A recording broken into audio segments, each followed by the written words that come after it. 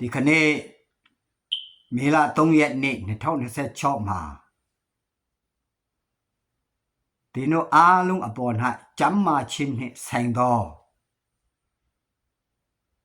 ကောင်းချီးမင်္ဂလာတက်ရောက်ပါစေဖယားသခင်ကကဘာဦးကျမ်းအခန်းကြီး1မှာလူကိုဖန်ဆင်းခြင်းရဲ့ဆဋ္ဌမနေ့မှာနောက်ဆုံးမှာပဲဖန်ဆင်းတယ်လူအတွက်လိုအပ်မဲ့အရာခတ်သိမ်းပထမနေ့ဒုတိယနေ့တတိယနေ့စတုတ္ထနေ့ပစ္စမနေ့စသည်အဖြစ်ဖန်ဆင်းခြင်း9ရက်လုံးမှာဖြစ်စေလို့ဖန်ဆင်းတယ်နော်ပထမနေ့မှာအလင်းဖြစ်စေဒုတိယနေ့မှာမိုးမြတ်နှချက်ဖြစ်စေရေနှင့်ရေချင်းခြားနာစေယေရှုဝဲစေဂုံးပေါ်စေတတိယနေ့နော်စတုတ္ထနေ့မှာနေ့ရဲ့အပိုင်းအခြားစတုတ္ထနေ့မှာနေ့ရဲ့အပိုင်းအခြားနှစ်အပိုင်းအခြားဖြစ်စေဆိုလိုတာကဖြစ်စေလို့အရာအလုံးကိုဖန်ဆင်းပြီးတော့ငါတို့နဲ့တပုံတတန်တီလူကိုဖန်ဆင်းကြဆိုပြီးမှလူကိုဖန်ဆင်းတဲ့အတွက်ကြောင့်အရာအလုံးထက်လူကိုချစ်တယ်အရာအလုံးထက်လူကိုချစ်တယ်နော်အဲ့ဒါကြောင့်ခန္ဓာလည်းကျမ်းမာစေခြင်းနဲ့စိတ်လည်းပျော်ရွှင်စေခြင်းနဲ့ဝိညာဉ်နဲ့သာဝရကာလမှာကောင်းစားစေခြင်းနဲ့နော်ဒီနေ့ဝေဟဖို့ကတော့ကျမ်းမာခြင်းနဲ့ဆိုင်တဲ့နှုတ်ကပတ်တော်ဝေဟမှာဖြစ်တယ်ဖယားသခင်ကကဘာဦးကျအခန်းကြီးနဲ့အငယ်16-19မှာထိုအပြည့်အတိကိုကမစားရစားသောနေ့တွင်ဧကအမှန်တရားမယ်ဆိုပြီးတော့လူကိုပြညာထားပြီးတော့18ဥယျာဉ်ထဲမှာလူအတွက်လုံးဝဘာတစ်ခုမှမလိုအပ်တော့တဲ့18ဥယျာဉ်ထဲမှာထားတာလေလူကိုချစ်လို့ဒါမဲ့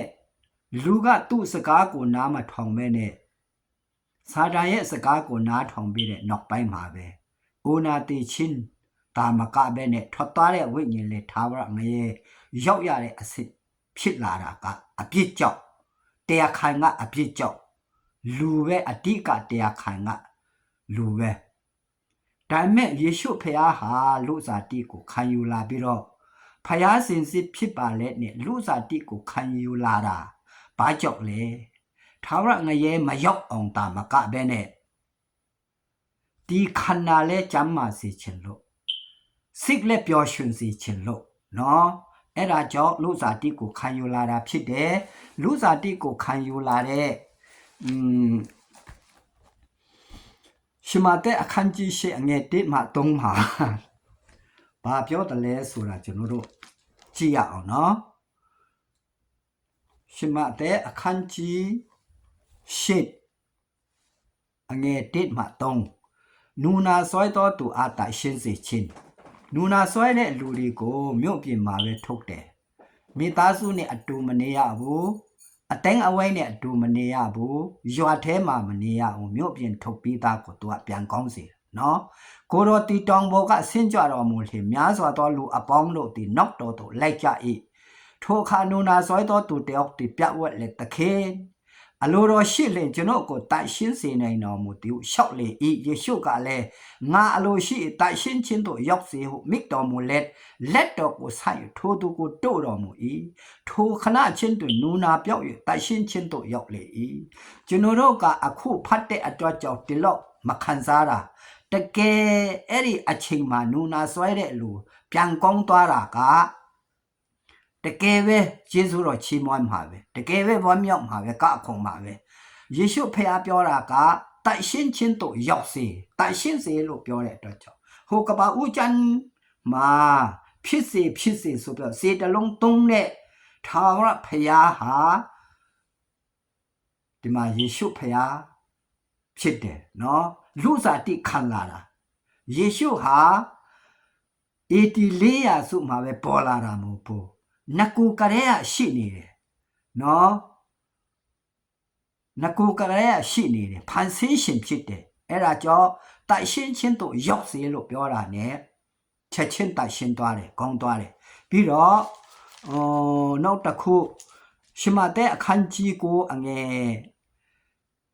1နှစ်မှာလက်ချေသေးတော်သူအပြစ်လွတ်ခြင်း ပြစ်ထွက်ချင်းနော်အပြစ်ရှိတဲ့အတွက်ကြောင့်အိုနာတိချင်းရှိတယ်ဒါပေမဲ့ဖယားရှင်ကမနာအောင်ဒီမှာလုပ်ပေးတယ်ကြည်စံထိုအခါကိုတော်တီလှေစည်း၍ကူးပြန်တဖြစ်မိမိမျိုးတို့ရောက်တော်မူ၏လက်ချီတီ၍ဤရပေါ်မှာတုံးလုံးနေသောသူတယောက်ကိုအထံတော်တို့ဆောင်ခဲ့ကြယေရှုသည်ထိုသူတို့ယုံကြည်ခြင်းကိုမြင်လျင်လက်ချီတီသောသူငါသားမစိုးရင်နှင့်တင်းအပြစ်ကိုလွတ်စေပြီဟုမိတော်မူ၏တင်းအပြစ်လွတ်ပြီနော်ကဘာဦးချမ်းမှာစေတလုံးကိုတုံးပြီးတော့ဖန်ဆင်းရှင်ဟာဒီမှာလဲစေတလုံးကိုတုံးပြီးတော့ပြန်ကောင်းစေတယ်နော်ပြီးတော့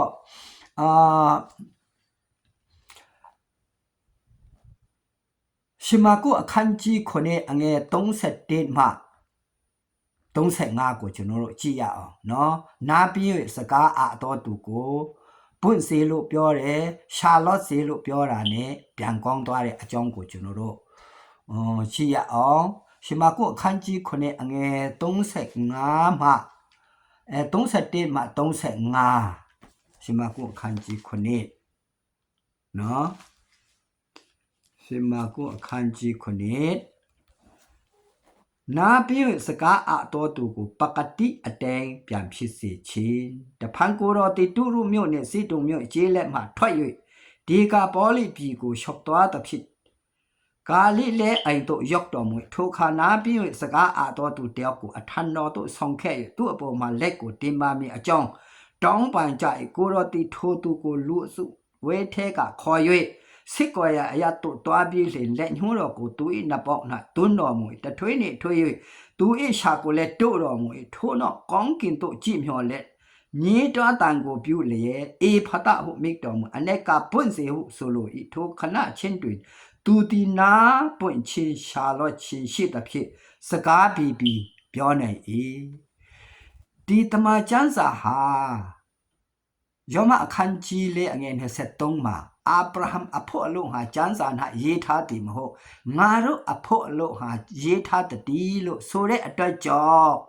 ဒါကတခြင်းကအဖြစ်အပျက်နော်ဒါပေမဲ့ကျွန်တော်တို့ဖတ်လာတယ်ယုံကြည်လာတယ်အကြောင်းပြောလာတယ်ဆိုလို့ရှိရင်တရှင်တော်ဝိညာဉ်တော်ကကျွန်တော်တို့ရဲ့ယုံကြည်ခြင်းပေါ်မှာတက်ရောက်လာပြီးတော့အလုတ်လုတ်လာတယ်နော်အဲ့ဒီနားပြီးတဲ့လူကိုကြားစီဆိုတော့ကြားသွားတယ်ပွင့်စီဆိုတော့ပွင့်သွားတယ်ပြီးတော့သူတီနာပွင့်ချင်းရှာလော့ချင်းရှိသဖြင့်သူဣရှာကိုလည်းတို့တော်မူ၏ထို့နောက်ကောင်းကင်သို့ကြည့်ညင်းတွားတန်ကိုပြုလေအေဖတဟုမိတော်မူ၏ဒီမှာနာပြင်းတဲ့လူနာပြင်းတာမကောက်စကားပါအားတယ်နားလည်းပြန်ပွင့်စေတယ်ရှာလည်းပြန်လွတ်စေတယ်စကားပြန်ပြောစေတယ်အဲ့လိုယေရှုဖခင်ကတတ်နေတယ်နော်တချင်ကရှိတဲ့ယေရှုဖခင်ဟာဒီအရာဟာဒီခုနပြောပြီးပြီဒီတချင်ကဖြစ်ပျက်တဲ့အကြောင်းအရာပေါ်မှာတရှင်တော်ဝိညာဉ်တော်ဖခင်လှူရှားနေတယ်စောင့်နေတယ်ဆိုတော့သူအကြောင်းပြောလာတဲ့အခါမှာယုံကြည်လာတဲ့အခါမှာတက်ရောက်လာတယ်အဲ့ဒါကြောင့်ဒီခနေ့တင်းရဲ့ယောဂကျွန်တော်ရဲ့ယောဂကိုဘာယောဂပဲဖြစ်ဆရာဝန်မတတ်နေရင်လဲနော်တမားတော်တွေမတတ်နေရင်လဲတတ်နေတဲ့ယေရှုဖခင်ကျမ်းမာတော်သူတို့ဒီဆေးသမားကိုအလိုမရှိကြနာတော်သူတို့တာလည်းအလိုရှိကြတကယ်တမ်းနာပြီးတော့တကယ်တမ်းယေရှုဖခင်ကိုတောင်းတတယ်လိုချင်တယ်ဆိုလို့ရှိရင်တဲ့ယောဂကျွန်တော်ရဲ့ယောဂဟာပျောက်ကိုပျောက်တယ်ဒီတမားကျမ်းစာကအလကားမပြောနော်ပြီးတော့ရှင်လုကာအခန်းကြီး48အငယ်51ကနေရှင်လုကာအခန်းကြီး48အငယ်51ကနေ35မှ42မှာမျက်စိမမြင်တဲ့လူယေရခေါမြို့အနီး၌ရှိတော်မူစဉ်လူကန်းတယောက်တည်လမ်းနားမှထိုင်၍တောင်းစားလေ၏ထိုလူကန်းတည်လမ်း၌လူများတွားတန်ကိုကြားလေအဘယ်သို့ဖြစ်တယ်မေးတော်မူလျင်နာဇရက်မြို့သားယေရှု